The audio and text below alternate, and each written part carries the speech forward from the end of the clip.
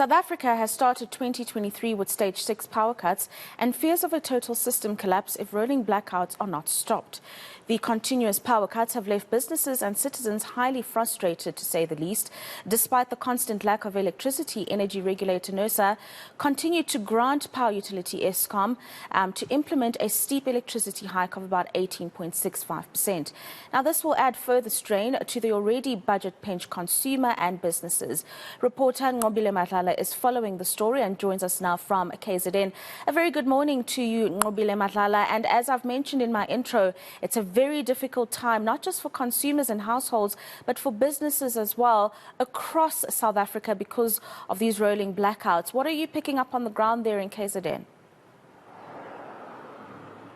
Well, true indeed, Rafiwa, but I want to show you just the extent of that. I mean, if you look behind me, there's a car wash that's currently ongoing.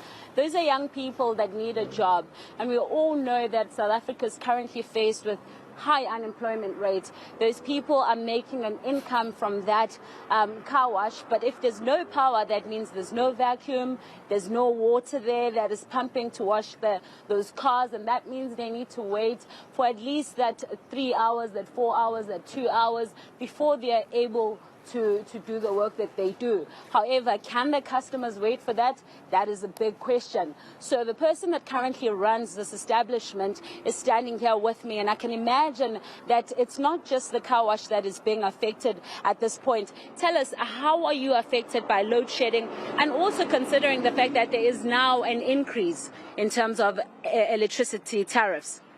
Morning, Sisi. Morning to the NCA viewers as well. So the power outrage is really destroying our businesses. So in terms of, like as we've just explained, that if there's no power, there's no car wash. If there's no power, there's no business.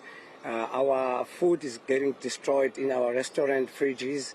The beverages in our fridges are getting expired when the power is on and off. So not only that, another thing that destroys our businesses is unemployment. Unemployment is very high because I cannot employ people whereby I'm going to have 4 hours of outages without power. So it's really destroying our business. We really need this government to take us serious, especially as we are in small businesses. So we are coming from a 2-year COVID problem. So we are now in a problem of the power. So we need our government to really take us serious about this outrage of the power. And I mean, of course, I understand that a lot of your customers would then start coming in from 12 o'clock during the day till like late hours. Now, I imagine it's difficult when you have no power after 7 o'clock or 8 o'clock and so on because it's dark out here. Is there any crime issues that they're worried about too? Yeah, possibly the crime will be there if the area is dark, you see, because the criminals will always take a chance whenever it's dark, because also our customers, they cannot come to our places when it's dark because they feel unsafe. So we're really having a problem in this area. So we really need this government to take us serious as small businesses.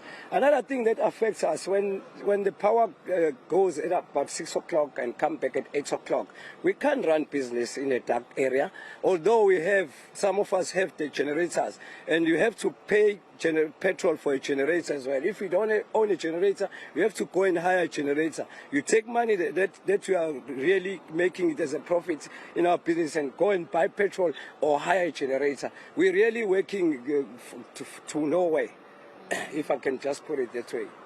And in terms of security, have you had to strengthen security to ensure that your customers feel safe around here? Yeah, definitely.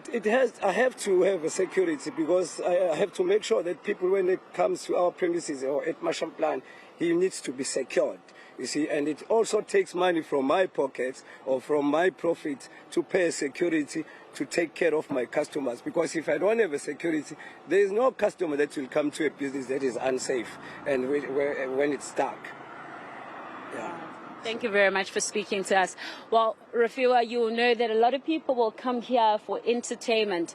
They do a lot of shisanyamas. There's a lot of performances that you see from artists that come in here. There's also a car wash. So he's just talking about the fact that safety is very important.